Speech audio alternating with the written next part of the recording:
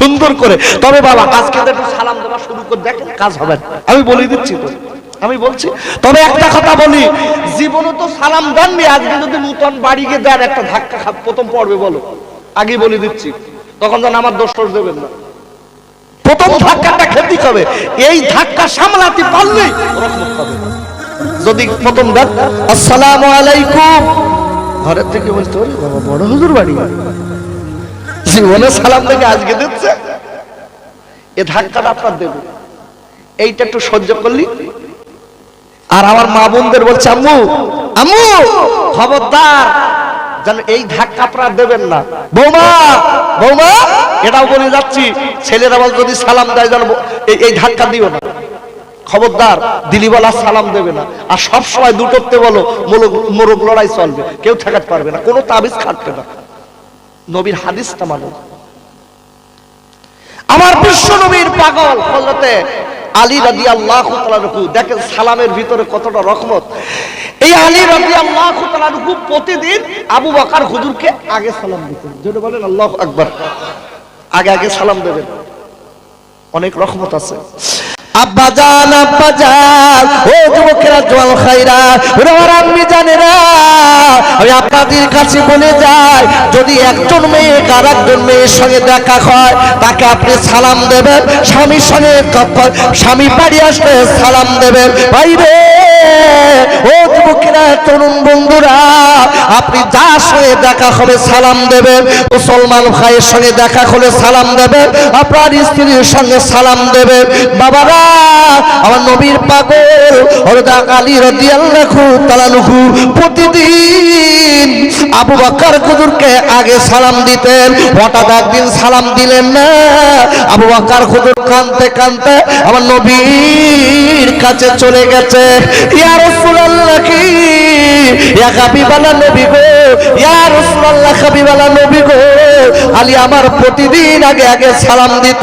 ও বিশ্ব নবী গো, আজকের আলী আমার সালাম দেয়নি। নবী আলী আমার যখন দেখা হতো আগে সালাম দিত, কিন্তু আজকে দিল না।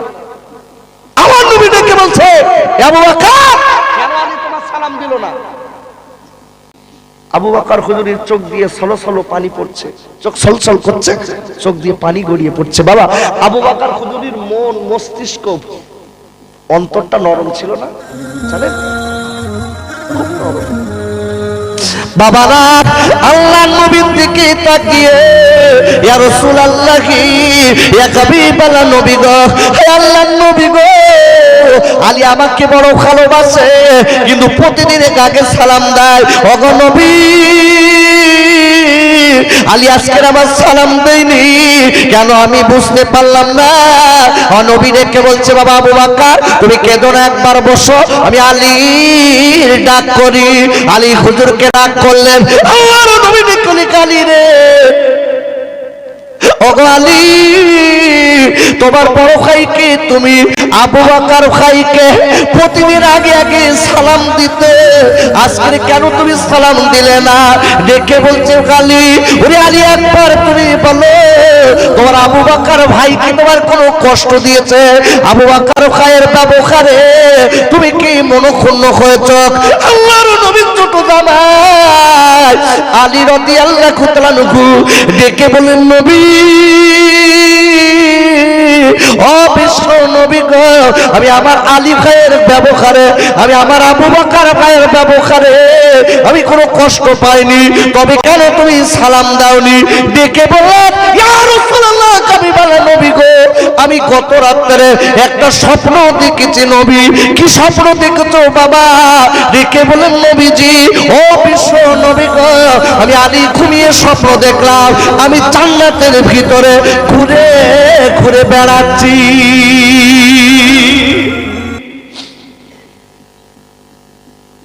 বস ঠান্ডা হয় নাকি?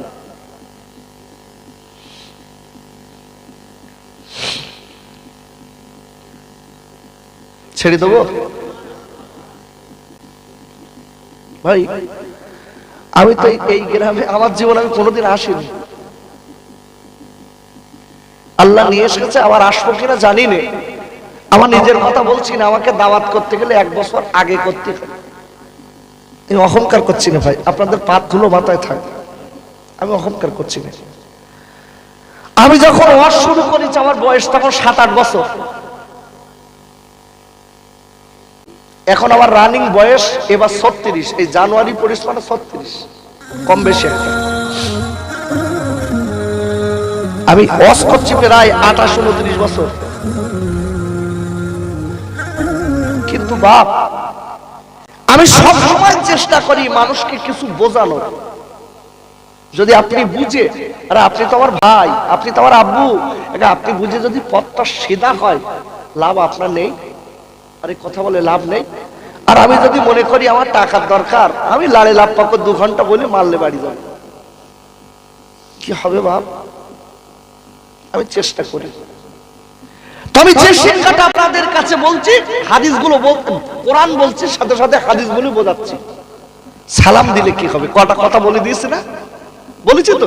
এইবার দেখেন সালাম দিলে কি হয়, আরো আপনারা আগিয়ে দিচ্ছি হাদিস দিয়ে। হযরত আলী রাদিয়াল্লাহু তাআলা দেখে বলছে, হুজুর আমি গত রাতে স্বপ্ন দেখেছি আমি জান্নাতের ভিতরে বেড়াচ্ছি ঘুরে ঘুরে। জোরে বলি সুবহানাল্লাহ। ভালো স্বপ্ন না খারাপ? আর আমরা কি দেখি?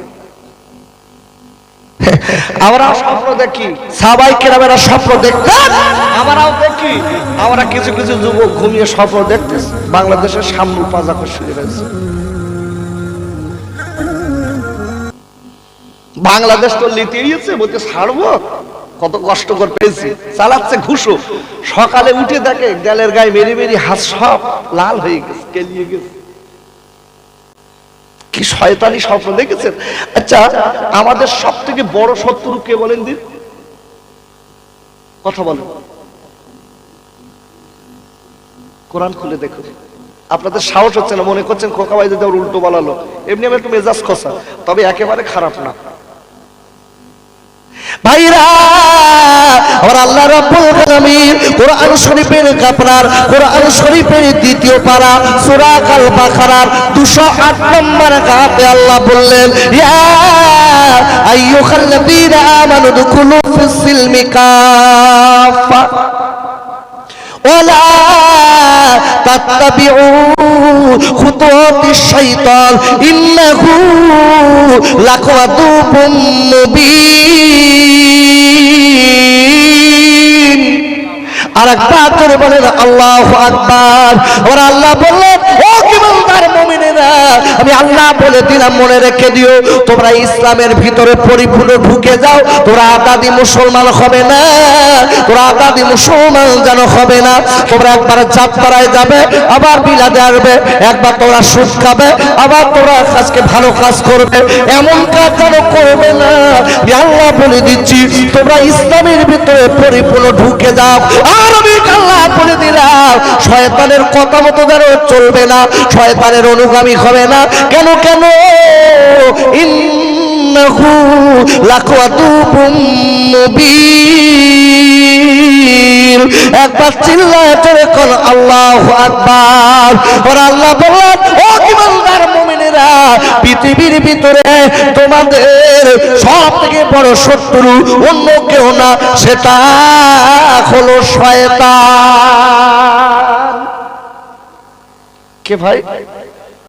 আচ্ছা, শয়তান একান্তে ডেকে বাড়িতে যাবে না বাড়িতে ডেকে কিনে বসাবে? এই তো ভালো বোঝেন যে আপনারা, শয়তান বড় ভালো কাজ পছন্দ করে না। আস্তে আস্তে যারা শয়তানের কথা একটু চলে, কথা বুঝলেন, আস্তে আস্তে কানের কাছে এসে বাড়ি যা, বুঝলেন এটা কি শুনি, তাও একটু কিনি বাচ্চা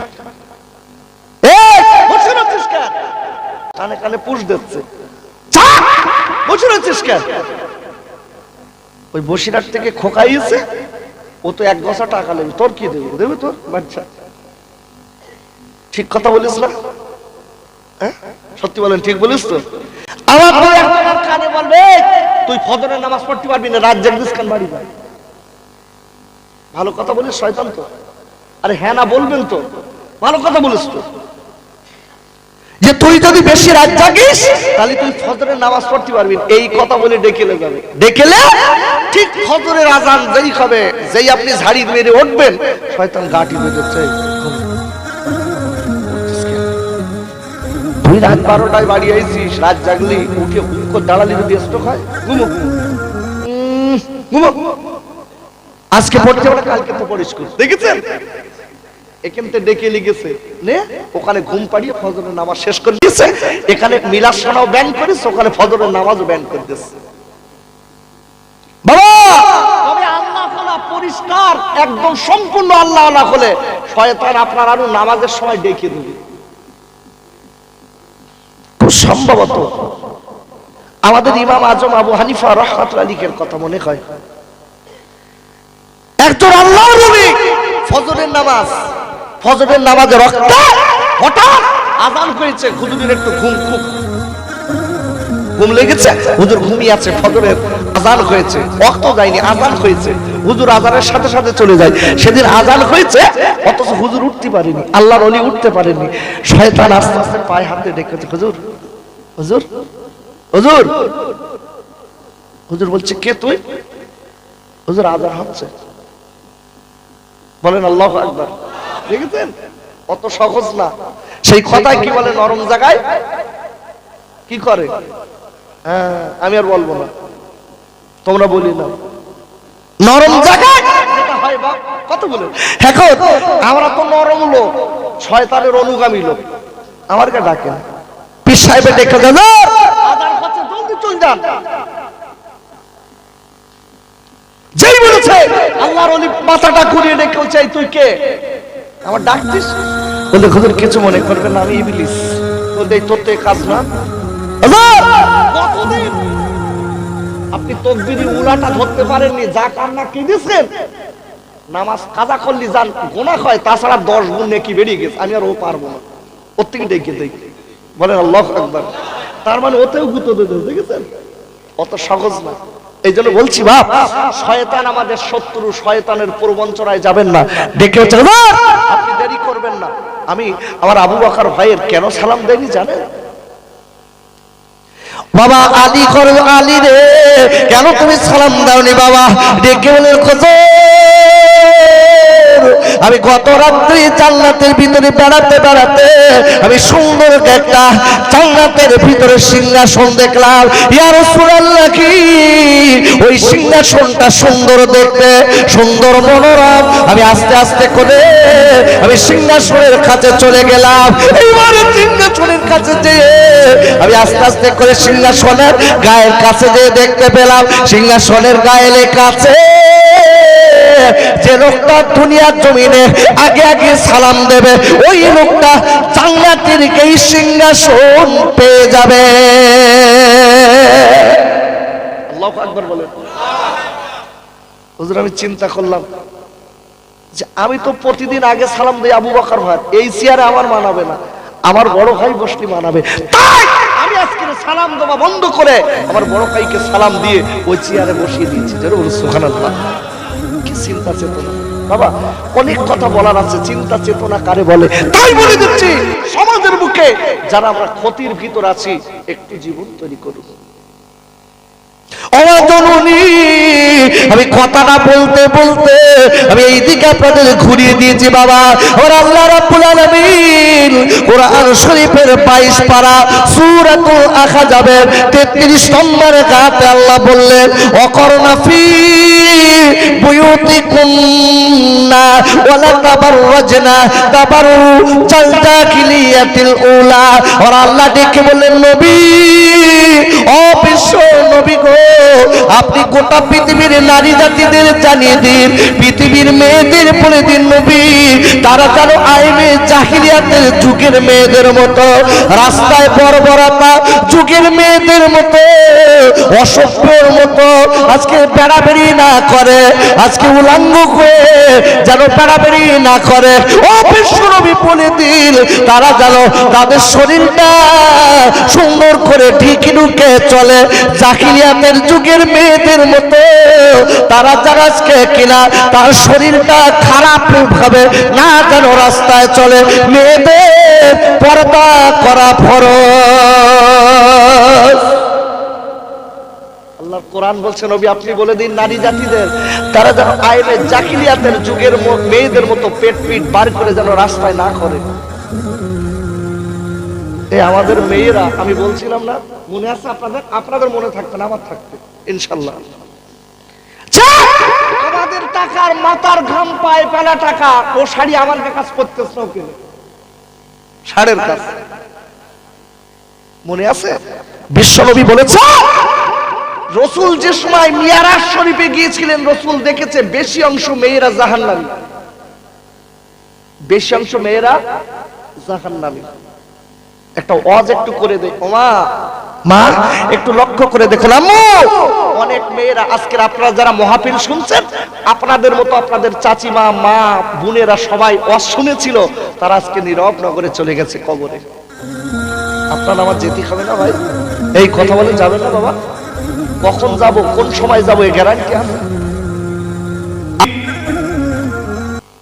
এই ভাই আমরা কাদের জন্য কি করছি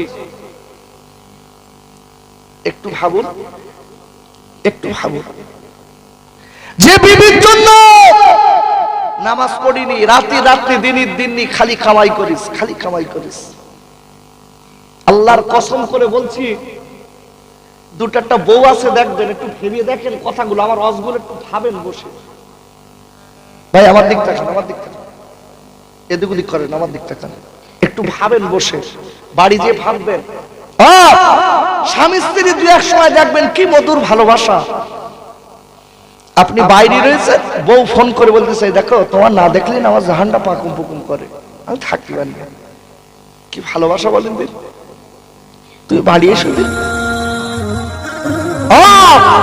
স্বামী পাল্টা কি সুন্দর বলে এই দেখো তুমি আমার সোনার বউ, তোর না দেখলি ফোনে তোর ছবি তুলে রেখিস, প্রতিদিন অন্তত 10 বার করে দেখি, অথচ না বলো অন্য মেয়ের সঙ্গে ঘুরে বেড়াচ্ছে। দীঘায় যাইয়া অন্য মেয়ে 15 দিন বেড়াচ্ছে আর বোর কাছে ফোন করে বলতেছে কি কাজে যে ব্যস্ত আমি।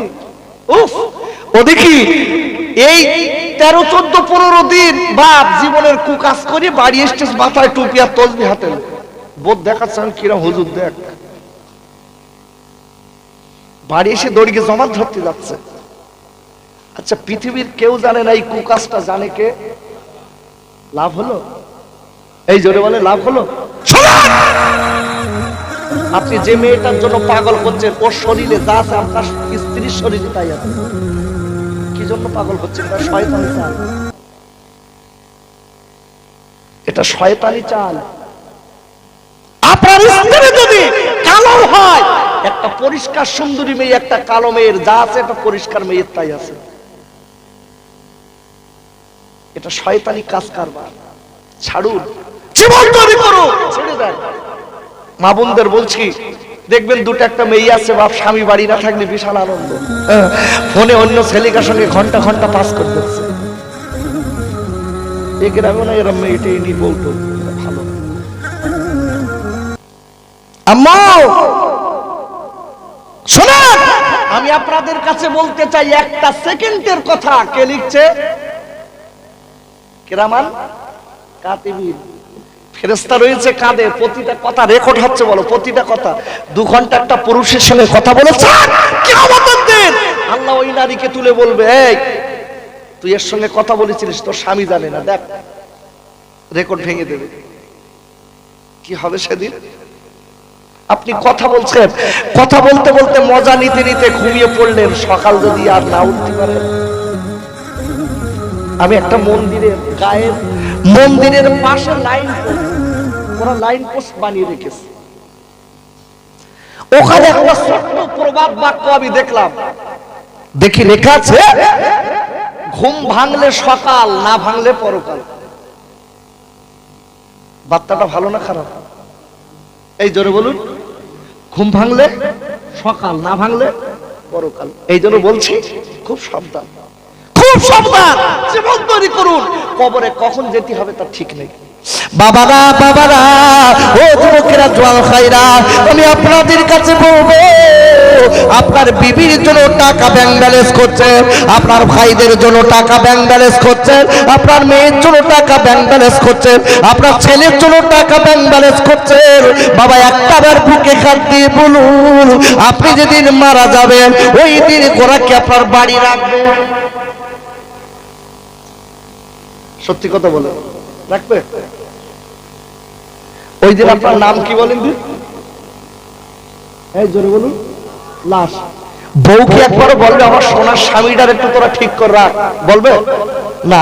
যেই বলবে লাশটা ঠিক কর, এই লাশটার মুখটা একটু দেখা দিন বাপ, লাশটার মুখটা খোল। বউ মারা গেছে, একবারও আপনি মুখ দিয়ে একবারও মুখ দিয়ে স্বামী বলবে না যে আমার বউর মুখটা একবার লাস্টে বার দেখি। কি বলবে? লাশটার মুখটা খোল দেখি। সবাই হয়ে গেছে লাশ। কি হবে বাবা? সব তো কামাই করেছি যাদের জন্য, চোখ দুটো বুঝে গেল সবাই ওই মারলে মজা মারবে, আপনার আমার কবরে কান্তি হবে। তাই বলি ভাইরা, ও যুবকেরা, তোয়ালকারীরা, আল্লাহর সঙ্গে নবীর সঙ্গে একটু সম্পর্ক করে কবরে যান। আল্লাহর সঙ্গে নবীর সঙ্গে একটু সম্পর্ক করে কবরে যান। কেন কেন বাবা? আল্লাহর সঙ্গে কিভাবে সম্পর্ক হবে? নবীর সুন্নাতগুলো মেনে নিতে হবে, আল্লাহকে ভয় করতে হবে। নামাজ কালাম কাজা করলে হবে না। আপনি টাকায় করেন, আপনি হালাল টাকায় করেন। ওরে ভাইরা, আর আল্লাহর ব্যাংকে নবীর কাজে মসজিদ মাদ্রাসায় নিজে খাতে দান করে যাবেন। কেন কেন? ও তোয়ালকারীরা, আল্লাহর ব্যাংকে জমা দিলে এ দান বেকার যাবে না। একবার করে বলেন আমিন। বেকার যাবে? আপনি টাকা রেখে গেছেন, 90% ছেলের কথা বলতে 90% ছেলের কথা বলছে, আপনার কবর আর খুঁজে পাবে না। বলে দিচ্ছি, দেখেন আপনি গ্রামগঞ্জে করেন না, দেখেন না সবে বরাতে একবার হুজুর বলতে, হুজুর আমার আব্বা সব রেখে গেছে, একটু মোনাজাত করতে যেতে হবে। তা চলো কবরের কাজ গেছে, হুজুর ডেকে বলতে ওরম করতিস কেন? কি হয়েছে তোর বল? তুই বলতে, হুজুর সে বাপের কবর কোনে খুঁজে পাচ্ছি না। কষ্টের কথা বলছি। যে ছেলের জন্য টাকা পয়সা সব রেখে গেছেন, সে আপনার কবর পাচ্ছে। কি হবে বাবা? এর নাম দুনিয়া। আপনি টাকায় করেন, একবারও টাকায় করে সব করছেন। আপনি টাকায় করুন আর নিজে হাতে আল্লাহর ব্যাংকে রেখে যান। আর হালাল হারাম একটু বেঁচে চলুন ভাইরা। তাই আমি আপনাদের কাছে বলবো, কোন দিন আপনার আমার আজকে খবর হয়ে যাবে আপনি আমি বলতে পারবো না। বা কোন দিন আপনার আমার কাছে আজরাইল আসবে, এসে ডাক দেবে, ও আব্দুর রহমান চলো চলো। কথাটা বলার আগে বাবা জাহানটা কবজ করে নেবে। ও সোনার খাইরা, আমি আপনাদের খোকা ভাই হাত দুখানা ধরে পায়ে হাত দিয়ে বলে যাচ্ছি, একটু গা ভাসিয়ে দিয়ে চলবেন না, একটু জীবনটা তৈরি করুন। ও তোমাদের তোয়ালকারীরা, আমাদের আপনার আমার আব্বা চলে গেছে, আপনার আমার মা চলে গেছে, একদিন আপনার আবার চলে যেতে হবে বাবা। তাই চলে যাবার আগে একটুখানি এই মাহফিলের সামনের বছরে এই মাহফিল দেবার জন্য আল্লাহর ব্যাংকে আমি একটা লোকের কাছে দাবি করব, আপনি ব্যাংকে রেখেছেন বিবির জন্য, ব্যাংকে রেখেছেন ছেলের জন্য, ব্যাংকে টাকা রেখেছেন মেয়ের জন্য, ব্যাংকে টাকা রেখেছেন আপনার ভাইদের জন্য। আমি বলবো, ওরা আপনার দেবীকে আমি জানি না, একটুখানি আল্লাহর রাস্তে সামনের বছরে এই মাহফিল দেবার জন্য আমি একটা লোকের কাছে বাবা 1 বছর পরে আমার নবীর মহাব্বতে নবীর আজকে বন্ধু হয়ে 2000 টাকা দেবেন। একটা লোক একটু নামটা লিখিয়ে দেন, আমি তার জন্য দোয়া করব। আল্লাহ খাওয়া পড়ার কষ্ট দেবেন না, আল্লাহ পরিবারে আল্লাহ আপনার হাত পাবেন না। আল্লাহ ব্যাংকে জমা দিলে আল্লাহ কিয়ামতের মুসিবতের দিন আল্লাহ নবীর সঙ্গে নবীর সুপারিশ নসিব করবেন ইনশাআল্লাহ। একবার চিল্লায় জোরে বলেন আমিন। একটা লোক দিন 6 টাকা, কত বলেছি? দিন 6 টাকা, 365 দিনই 1 বছর, আরে পাগল, প্রতিটা দিন তো 200-500 টাকা করে খরচ হয়ে যাচ্ছে। বিবি, বাল বাচ্চা, শালি, ভাইরা ভাই সম্বন্ধী সবাই খালি খাচ্ছে, সবার দিচ্ছি, কিন্তু নবীর পক্ষে হয়ে কি দিয়েছেন? নবীর পক্ষে হয়ে 2000 টাকার দাবি আল্লাহর ব্যাংকে 1 বছর পরে দেবে, কসম আল্লাহর, ওইটাই আপনার নিজের। কি আছেন ভাই? একটা লোক দেখি, এই লোকের ভিতর একটা লোক, আমি জোর করে নেব, আমি জোর করে নেব না, আমি জোর করছি না ভাই। মনে রেখে দেবেন, আপনার কল্যাণের জন্য বলেছি, আল্লাহর ব্যাংকে নিজে হাতে রেখে যাচ্ছেন। এই 1 বছরের ভিতরে যদি আপনি মারা যান, ওইটাই আপনার সম্বল, ওটাই আপনার সম্বল। একটু বলুন ভাই, একটা লোক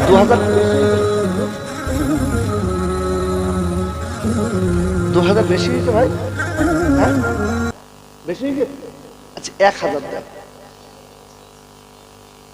একটা লোক বলেন 1000, একটা লোক হবে না ভাই? আরে 3 টাকা করে রাখলেই তো হয়ে গেল, 3 টাকা।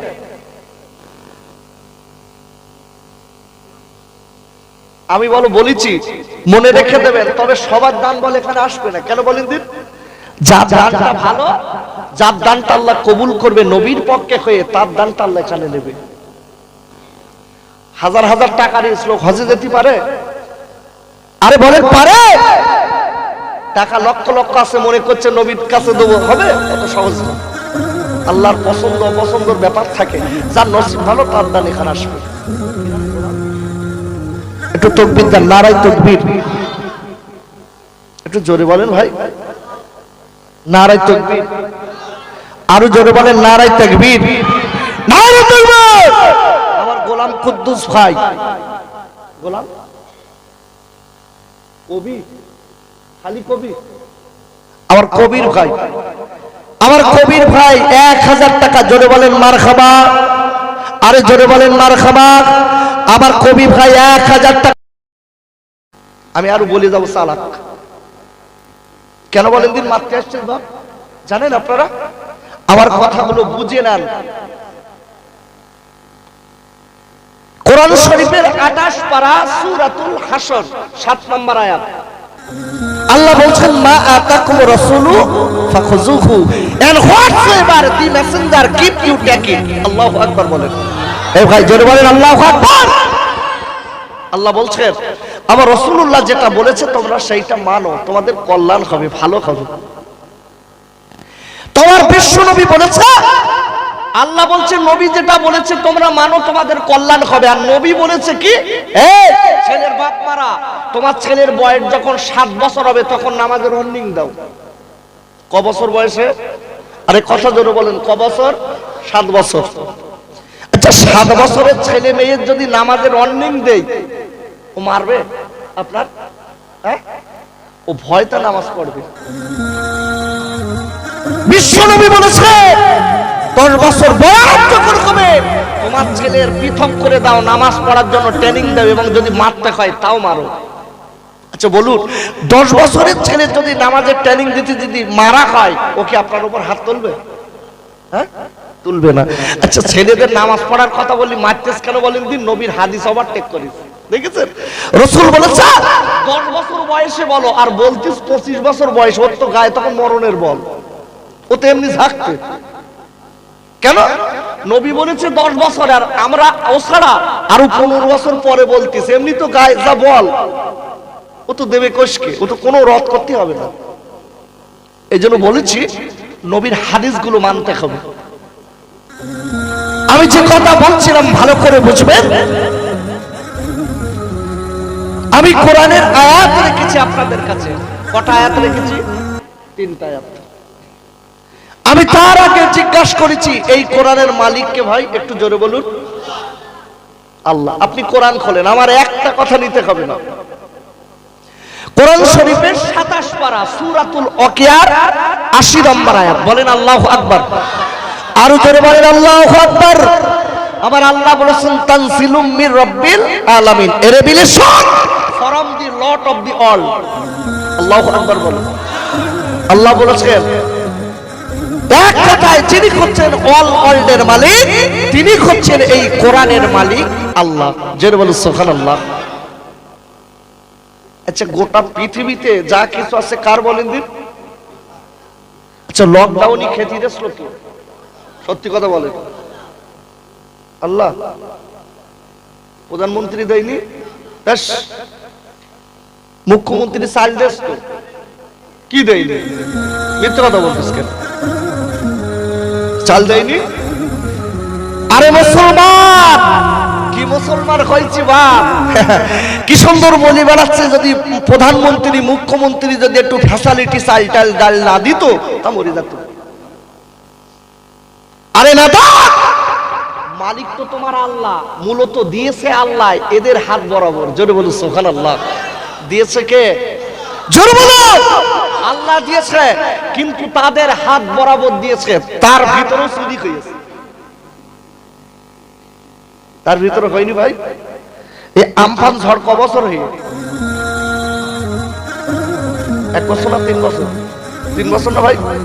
আমফান ঝড় এদিক হয়েছিল? ওরে বাবা, আমার শ্বশুর বাড়ি এই আপনার স্বরূপনগর, ওদিক ঝড় হয়নি। আমি তো মোটে আসতে পারিনি। সকালবেলা আমি তো একটু দেখতে যাই, তো দেখি শুনে আসি, সে বাইক রাস্তায় রেখে হেঁটে দিয়ে আসতে, সব রাস্তার উপর গাছ। বাবা, ঝড় কারে বলে? 27 কদর, মনে আছে তো? হ্যাঁ, সব কড়কড় করতেছ খালি। যে লোকটা কলেমা পড়তো না সেও খালি বলতো লা লা লা লা লা, ইলাহা মন্নি, খালি লালা। কি সর্বনাশ দেখেছেন? আল্লাহ পারে না? এই কথা বলেন, আল্লাহ পারে না? আল্লাহ সব পারে। এই জন্য বলছি, গোটা পৃথিবীর মালিককে আরো জোরে চিল্লে বলতে হবে। আপনি কোরআন খোলেন, আমি ওই ক্যাসেট শুনে খোকা না, যতক্ষণ পাস করব ততক্ষণ কোরআন বলবো। বলেন আল্লাহু আকবার। এই গতদিন আমি ত্রিপুরাতে ফিরে এসেছি। আমি যখন প্লেন মাটিতে ল্যান্ড করেছে, সেই মুহূর্তে এই কমিটির ছেলে আমার কাছে ফোন দেয়। ওর নাম কি? এই জাহিদুল ভাই। আমি বলছি ভাই, আমি এখনো নামই নি, সবে ল্যান্ড করেছি মাটিতে, আমি এখনো বাড়িও যাইনি সেই থেকে। কত বলেন তো বাবা, আমি বেশি থাকি বাইরে, এই বেশি থাকি বাংলাদেশ। আপনি দেখবেন ইউটিউব খুলে হাজার হাজার লোক বাংলাদেশের তাফসিরুল কোরআন মাহফিল, ওখানে ওই কানে হাত দিয়ে শুনতে বলবেন, আর কানে একটা চড় মারবার ইন্ডিয়ায় পাঠাবে। ওখানে সব ভণ্ডামি চলে না। আপনি যতক্ষণ থাকবেন আপনার কোরআন হাদিস ইজমা কিয়াসের উপর ওয়াজ করতে হবে।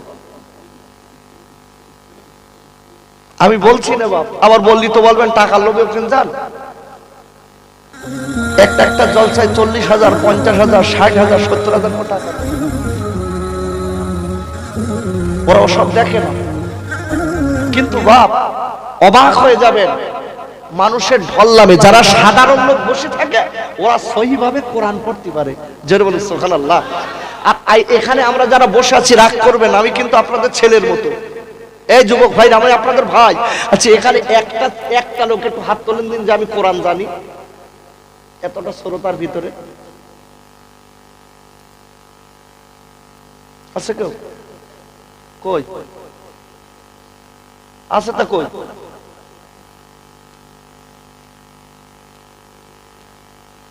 ভাই রে, এই জন্য বলি কি হবে উপায় বাপ? আরে নামাজ পড়তে গেলে আপনাকে কোরআন জানতে হবে। আমি যদি এখন এখানে তো কম বেশি নামাজি আছে, এখন যদি ধরি যে ভাই সূরাতুল ফাতিহাটা বলেন দিন, এক কথায় বলবেন হুজুর আমার গা কাজ নাই, ইমাম বলবেন। নামাজ পড়বে উনি, আর ইমামের দায় দিচ্ছে। আর ইমাম তো ফরজের নামাজ একটা দায়িত্ব, বেহাজাল ইমাম, ঠিক আছে, তার সুন্নাত পড়বেন না নাকি? কি নিয়ত করবেন যে নাওয়াইতু আন উসাল্লি লিল্লাহি তাআলা রাকাতে সালাতে 12 জনাজ জালাতে, আমি তা পড়বো না, ওরা তা শুনবেন। আল্লাহু আকবার নাকি? এ সালা কি খাটবে না বাবা? খাটবে না। এ যুবক, আমি আপনাদের খোকা ভাই হাত ধরছি না, পায়ে হাত রেখে বলছি একটু ফিরে আসুন, একটু জীবন তৈরি করুন। কার জন্য করছেন এত টাকা? ওরা সব মজা মারবে টাকালে, আর আপনার কবরে ভক্তি হবে। আপনি কোরআন খুলে দেখুন, কোরআন শরীফের 3য় পারা সূরা আল বাকারার 284 নম্বর আয়াত। আল্লাহ বলেছে লিল্লাহি মা ফিস সামাওয়াতি ওয়া মা ফিল আরদ, unto Allah whatsoever is in the heaven and whatsoever is in the earth. বলেন আল্লাহু আকবার। যিনি করছেন অল ওয়ার্ল্ডের মালিক, আল্লাহ বলছে আমি গোটা পৃথিবীর মালিক, এবং গোটা পৃথিবীতে যা কিছু আছে আমি আল্লাহ সব আমার। যেটা বলো সুবহানাল্লাহ। সেই আল্লাহ বলছে, কোরআনটা আয়াত রেখেছি 3টা, সূরার নাম কি বলেছি? 30 পারা সূরাতুল আসর। মনে আছে তো ভাই? মনে আছে তো? সূরাতুল আসর। আল্লাহ প্রথম আয়াতে বলছেন ওয়াল আসরি, ওয়াল আসর। আল্লাহ কালের কসম, যুগের কসম করে বলছেন। কি বলছেন? কে কসম খাচ্ছে? কে? আরে কথা জোরে বলেন, কে খাচ্ছে? আল্লাহ কসম খাচ্ছে। কেন? দেয়ার ইজ ওয়ানলি ওয়ান আল্লাহ তাআলা, আল্লাহ তো এক এবং অদ্বিতীয়। আল্লাহর কি দরকার কসম খাবার? আল্লাহই তো অলি নন। কসম তো খাবো আমরা, আল্লাহর কসম ছাড়া অন্য কসম খাওয়া যাবে না। আমরা দুই এক সময় বলি আল্লাহর কি রে, বলি না? এটা কি কসম? এটা সিটিং বাজি। আল্লাহর কি রে, তার মানে আল্লাহর কি বলবেন না। কসম হচ্ছে কি? আল্লাহর কসম, এটাই কসম। আর কসম বারবার খেতে নেই, গোনাহ হয়। বাবা আমি যে কথা বলছিলাম ভালো করে বুঝবেন। আল্লাহ আসরের কসম করে, কালের কসম করে, যুগের কসম করে বলছেন 2 নম্বর আয়াতে ইন্নাল ইনসানা লাফি খুসর, নিশ্চয় মানুষ ক্ষতির ভিতরে আছে। কথা বুঝতে পেরেছেন? আল্লাহ কসম করে বলছে নিশ্চয়ই মানুষ ক্ষতির ভিতরে আছে। আমি আজকের আপনাদের কাছে ওয়াজ করব।